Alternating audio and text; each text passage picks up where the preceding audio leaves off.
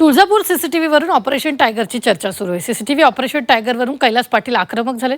सुरक्षेच्या मुद्द्यावर टिंगल-टवाळी योग्य नाहीये. कैलास पाटलांनी प्रताप सरनाईकांना टोला लगावला. तर विषय डायव्हर्ट करण्यासाठी ऑपरेशन टायगरच्या चर्चा सुरू असल्याचं सुद्धा कळतंय. तर ठाकरेंचे आमदार कैलास पाटील यांनी हा आरोप केला. पाळत ठेवायची असेल तर खुशाल ठेवा. कैलास पाटलांनी थेट प्रताप सरनाईकांनाच आव्हान दिलेलं आहे.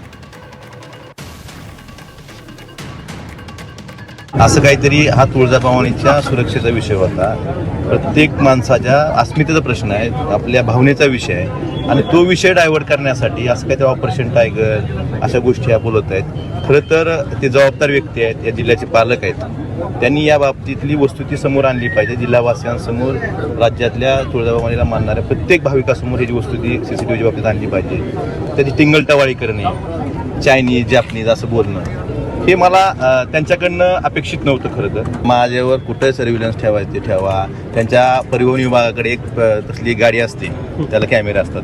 ती गाडी काय माझ्या मागं राहू द्या, काही अडचण नाही मला. पण काही गोष्टी मी बोलत नाही, आता योग्य वेळेवर बोलेन.